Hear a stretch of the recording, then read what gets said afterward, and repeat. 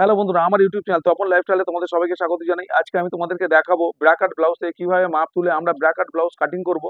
খুব ইজি ভাবে আমি তোমাদেরকে দেখাবো ব্র্যাকেট ব্লাউজ থেকে কিভাবে তোমরা মাপ তুলবে।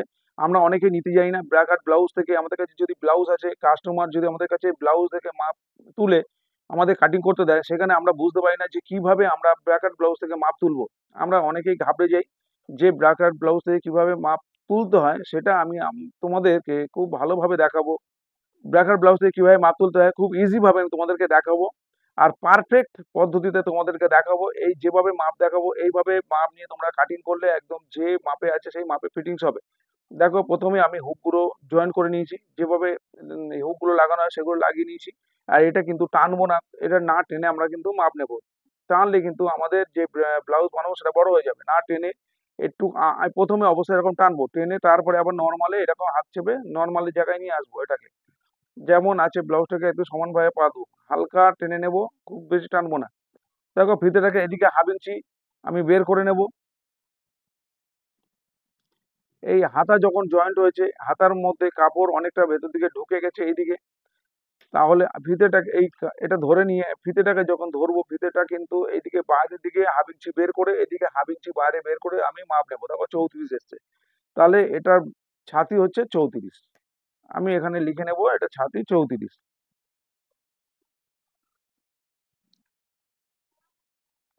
এবার কিন্তু এটা কিন্তু এই 34 মাপে এটা হচ্ছে লোয়ার ভেস্টের আমরা মাপ পেলাম, কিন্তু ফুল ভেস্ট এই আপার ভেস্টের মাপ আমরা পাবো না। কারণ হচ্ছে এখান থেকে আমাদের অনুমান করে নিয়ে নিতে হবে, আরো 4 ইঞ্চি এক্সট্রা ধরে নিতে হবে। ফুল ভেস্টের ছাতিটা তখন ধরে নেবে 34 হলে, তার 4 ইঞ্চি এক্সট্রা ধরে নেব।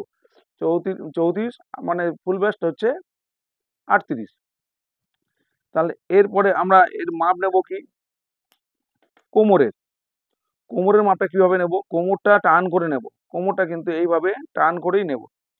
কেন, এখানে বাড়ার কিছু নেই, এখানে কিন্তু টানলে বাড়বে। ওই জন্য ছাতিটাকে হালকা টেনে নর্মাল অবস্থায় রেখে আমি 1/2 ইঞ্চি করে বাড়িয়ে মাপ নিলাম। আর এদিকে কিন্তু কোমরটাকে কিন্তু আমরা টানবো, টেনে নিয়ে এইভাবে দেখবো 25।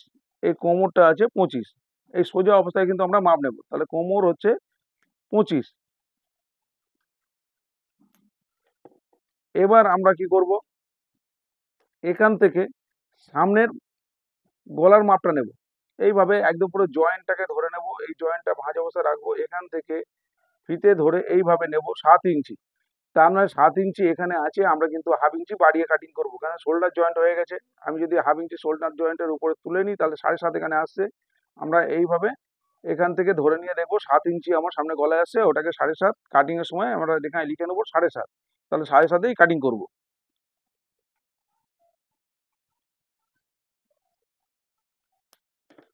সামনের গলার ডিপ পেয়ে গেলাম। এবার আমি নেব বগল মোহরার ডিপ। বগল মোহরা, কত বগল মোহরা আছে, বগল মোহরা কিন্তু একটু টান করেই নেব আমরা, কেন কাপড় যখন সেলাই হয়েছে এটা সিম করে টানে রয়েছে, তাই আমরা এটাকে টেনে ধরবো। এটাকে টেনে ধরে দেখবো কত আসছে। দেখো, এটা আসছে 15, 7.5। এক পরে আসছে 7.5, তার মানে হচ্ছে টেনে ধরে একটু, খুব বেশি টানবো না আর খুব কম টানবো না, মানে মিডিয়াম একটা প্রেসার দিয়ে আমাদের দেখে দেখে নিতে হবে এটা যে কত আসছে। খুব যে টেনে ধরবো এইভাবে টেনে ধরবো না, এটা নর্মাল প্রেসারে রাখবো। এটা নর্মাল প্রেসার, এই যে নর্মাল প্রেসারে একটা টেনে দেখলাম 15। ঠিক আছে, তাহলে 7.5 আছে মানে 15 বগল মৌরা।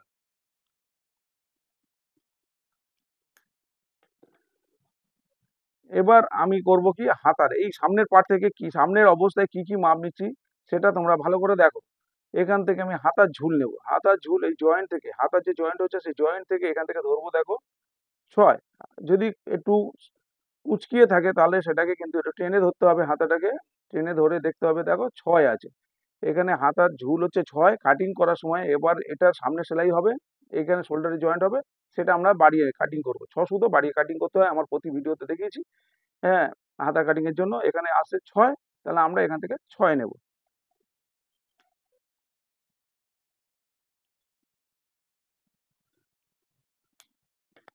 এবার মুহুরিটা আমি পরে নেব, কেন উল্টিয়ে এটা ভেতর দিয়ে উপর থেকে মুহুরিটা পাওয়া যাবে না, পারফেক্ট মুহুরি ফিটিংস এর মুহুরি পাওয়া যাবে না, তাই এটাকে আমি পরে নিচ্ছি মুহুরি।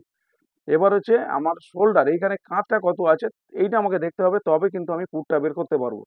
এখানে আমি দেখে নিচ্ছি কাঁধে কাপড় কতটা আছে। কাঁধে কাপড় আছে 2.5 ইঞ্চি। ঠিক আছে, কাঁধে কাপড় আছে 2.5 ইঞ্চি, সেটা আমাকে লিখে নিতে হবে এখানে 2.5 ইঞ্চি কাপড় আছে, এই কাঁধে থাকবে 2.5 ইঞ্চি। এখান থেকে সামনের পার্ট থেকে যা যা মাপ নেবার হয়ে গেছে, এবার আমি কিন্তু ঝুল কিন্তু সামনে থেকে তোমরা নেবে না, সামনে কিন্তু ঝুল ধরতে গেলে সামনের পার্ট বাড়তি পাবে। কেন, এখানকার এই কটুরি বানানোর পরে এটা ফ্লেক্সিবল হয়ে গেছে, এখান থেকে কিন্তু তোমরা মাপ পাবে না। ঝুলের মাপ সবসময় নিতে হয় এটা পেছন থেকে, পেছনের কাপড়ে কোনো বাড়ার কিছু নেই, এটা পারফেক্ট আছে, সামনের পার্ট থেকে ঝুলের মাপ নেবে না। এবার একদম এই যে জয়েন্ট আছে, এই জয়েন্ট থেকে আমি ধরলাম, শোল্ডারের জয়েন্ট থেকে, এখান থেকে দেখো, এখান থেকে যদি কাপড় কুঁচকে থাকে সেটাকে টেনে ধরবে। ঠিক আছে, এটা কিন্তু নর্মাল অবস্থায় রাখবে না, পিঠটাকে টেনে ধরে করতে হবে। এটা হচ্ছে কেন ইউজ করার পরে এটা সিঙ্ক করে রয়েছে, তাই এটাকে মানে ছোট হয়ে রয়েছে, সেটাকে আমরা এভাবে টান করে ধরবো, ব্যাক পার্ট বাড়ার কিছু নেই, যেটা আছে সেটাই এসে দাঁড়াবে। এখানে দেখো নর্মাল অবস্থায় আমি দেখছিলাম এইভাবে, দেখো 13.5 আছে এখানে, কিন্তু আমি একটু ভালো করে টেনে নিলাম 1/2 ইঞ্চি, একদম যেটা কুচকি ছিল সেটা সোজা হলো, তার মানে 14। এই ঝুল হচ্ছে 14। এবার কাটিং করার সময় ঝুল প্লাস 1 ইঞ্চি আমাদের যেরকম নিতে হয়, তাহলে এখন অরিজিনাল ঝুল পেলাম এখানে 14।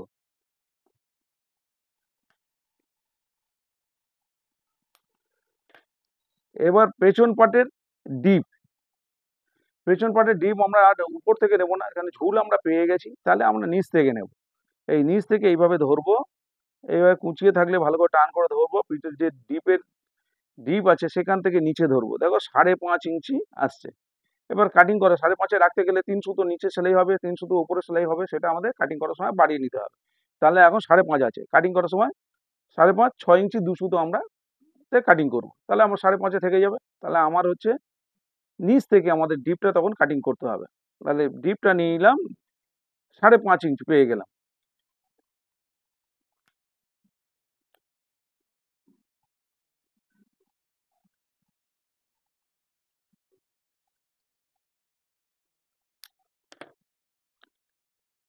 এরপরে আমাদের ডিপ এই 5.5 ইঞ্চি, এই ডিপের উপর নির্ভর করছে আমার কিন্তু পুট।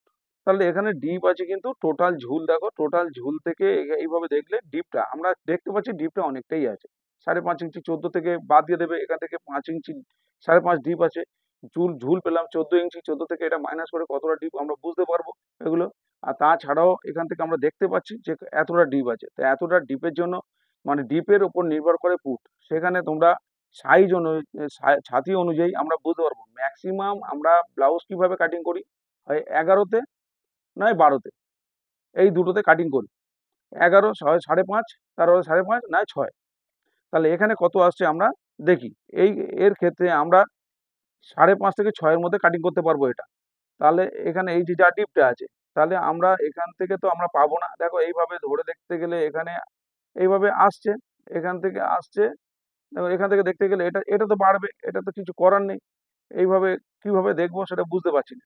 তাহলে আমাকে সব থেকে ভালো হচ্ছে এইটা দেখবো, 2.5 ইঞ্চি আমার পাশের গলা আছে, তাহলে আমি এখানে একটা স্কেচ করে নেবো। আমার পাশের এই যে শোল্ডারের কাপড়টা আমাকে রাখতে হবে 2.5 ইঞ্চি, 2.5 ইঞ্চি লিখে নিয়েছি, এর আগে 2.5 ইঞ্চি রাখতে হবে। ঠিক আছে, তাহলে 2.5 ইঞ্চি রাখার পরে আমার পাশের গলা এই ডিপে এখানে কতটা ছড়ানো আছে আমরা দেখতে পাচ্ছি, এই ডিপ অনুযায়ী কতটা ছড়ানো দরকার, এই ডিপ অনুযায়ী পাশের গলা হওয়া উচিত 2.5 ইঞ্চি, পাশের গলা হওয়া উচিত 2.5 ইঞ্চি, সেলাই করে 2.5 ইঞ্চি 2 সুতোই যাবে, সেলাই করে যাবে এইখানে। আমরা দেখে নেবো সবার প্রথম থেকে, এখান থেকে দাগ দিলাম, দেখো এদিক দিয়ে মেপে যাবো, কিন্তু আমরা দেখছি 2.5 ইঞ্চি এখানে পাশে গলা নেব। ঠিক আছে, তারপরে এইখানে সেলাই মার্জিন যাবে, তাহলে আমার এবার কাঁধের যে কাপড়টা এখানে রাখতে হবে, কাঁধের কাপড় রাখতে হবে আমাকে 2.5 ইঞ্চি। তারপরে এরপরে সেলাই যাবে কোথায়, সেলাই যাবে এরকম জায়গায় সেলাই যাবে। তাহলে আমার কত আছে এখানে 12ই এসে দাঁড়াচ্ছে, কাছাকাছি 12-র কাছাকাছি এসে দাঁড়ায়, 1 সুতো কম 12, তাহলে আমি 12তেই কাটিং করবো। তাহলে এটা একটু বাড়িয়ে দেবো, পাশের গলাটা একটু বাড়িয়ে দেবো, এটা এইভাবে রাখবো। কেন, 1 সুতো কমে আর কাটিং করবো না আমরা, নিশ্চয়ই 5.5 3 সুতো হয়েছে, সেখানে 1 সুতো বাড়িয়ে দিলাম, তাহলে 12তেই আমাদের কাটিং করতে হচ্ছে। বোঝা গেল ব্যাপারটা? যে পাশের গলা নিলাম, সবার প্রথমে আমরা এখান থেকে নেবো, এখান থেকে যে পাশের গলা, যে এই ডিপ অনুযায়ী কতটা আমরা কাটিং করলে ছড়াবে সেটা আমাদেরকে দেখে নিতে হবে এখানে। তাহলে এখানে আমরা 2.5 ইঞ্চি 1 সুতোতে কাটিং করছি, তাহলে 2.5 1 সুতো হচ্ছে, আড়াই ইঞ্চি দিয়ে দিয়েছিলাম, সেটা 1 সুতো বাড়িয়ে দিলাম, আড়াই ইঞ্চি 1 সুতো সেলাই মার্জিন করে এখানে এলো। তারপরে এখানে আমি কাঁধের যে কাপড়টা এই ব্লাউজের মধ্যে আছে আড়াই ইঞ্চি, এই কাঁধে যে কাপড়টা, তাহলে আমরা এখান থেকে কাঁধের কাপড়টা আড়াই ইঞ্চি রাখি। রাখার পরে এবারে হাতা যখন জয়েন্ট হবে তার জন্য যেটুকুনি প্রয়োজন সেটুকুনি আমরা এখানে নিলাম। নেবার পরে তাহলে এখান থেকে দেখছি আমার 12 এসে দাঁড়ালো। তাহলে এই ব্লাউজের পুট হচ্ছে তাহলে 12। ঠিক আছে, আমাদের ম্যাক্সিমাম পুট কিন্তু ছাতি অনুযায়ী আমাদের বুঝতে হবে, পুট ম্যাক্সিমাম আমাদের 11 নয় 12, খুব কম ক্ষেত্রে 10-এ কাটিং করতে হয়। স্লিভলেসের ক্ষেত্রে ওগুলো চলে যায়, আর খুব কম ক্ষেত্রে ওটা হয়। তাহলে এই মাপটা টোটালটা বোঝা গেল। এবার আমি নেব এখানে হাতার মৌরিটা, আমার বাকি আছে কিন্তু নেওয়া হয়নি। হাতার মৌরি নিতে গেলে কি করতে হবে, হাতাটাকে সোজা করতে হবে। এই হাতাটাকে সোজা করে, এই সরি হাতাটাকে, এই কাপড়টাকে আমাকে উল্টো করতে হবে। এই উল্টো করলে তাহলে আমার পারফেক্ট সেলাই যেভাবে হয়েছে সেখানে আমরা পেয়ে যাচ্ছি। আর ওপার থেকে নিলে এটা তো উল্টিয়ে কাপড়টা অনেক ছোট হয়ে গেছে। এটা এইভাবে ধরলাম, ধরে নিয়ে একদম টান করে মুড়ি ধরলাম, ধরে এইভাবে একদম যেখান থেকে এটা পাচ্ছি সেখান থেকে নিয়ে জয়েন্টে যেখানে সেলাই হয়েছে সেখানে আসলাম। 5, অর্ধেক 5 হয়েছে, তার মানে 10 হচ্ছে, ডবলে 10, এর মৌরি হচ্ছে 10, তার মানে হাতার মৌরি 10, পুট পাওয়া গেল 12, আর হাতার মৌরি পাওয়া গেল 10। কিন্তু আমার একটা হাতা দেখলে হবে না কিন্তু, অনেক ক্ষেত্রে কাস্টমার যখন এটা দেয় দুটো হাতা কিন্তু দুরকম হাত হয়ে থাকে। আমার দুটো হাতার কিন্তু মাপ নিতে হবে এইভাবে। কাস্টমারের যখন আমরা বডি থেকে মাপ নেবো সে যখন নিজে থেকে বলবে আমার দুটো হাতার কিন্তু প্রবলেম আছে, দুটো হাতের একটা মোটা আছে, একটা সরু আছে, তাহলে কিন্তু তখন আমরা জানতে পারছি। কিন্তু অনেক সময় ব্লাউজ দিয়ে গেলে হয়তো বলতে ভুলে যায়। সেটা আমাদের দেখে নেওয়া উচিত দুটো হাতা। এইভাবে দুটো হাতা দেখে দেখে নিতে হবে। অনেক প্রবলেম থাকে দুটো হাতার ক্ষেত্রে, যে আপ ডাউন থাকে। সেক্ষেত্রে আমরা এইভাবে দেখে নিয়ে অবশ্যই কাস্টমারের ফোন নাম্বার থাকলে তাকে ফোন করে আমাদের জিজ্ঞেস করতে হবে। হ্যালো বন্ধুরা, আমার ভিডিও যদি ভালো লাগে লাইক কমেন্ট শেয়ার করতে ভুলো না। আর যারা নতুন আমার চ্যানেলে ভিডিও দেখছো অবশ্যই সাবস্ক্রাইব করে দিও, আর নোটিফিকেশন বেলটি অন করে রাখবে। আমি যখনই ভিডিও ছাড়বো আমার ভিডিও দেখে তোমাদের কাজ শিখতে খুবই সুবিধা হবে। তো আজকের জন্য এই পর্যন্ত, টাটা। আবার নতুন কোনো ভিডিও নিয়ে তোমাদের সাথে দেখা হবে।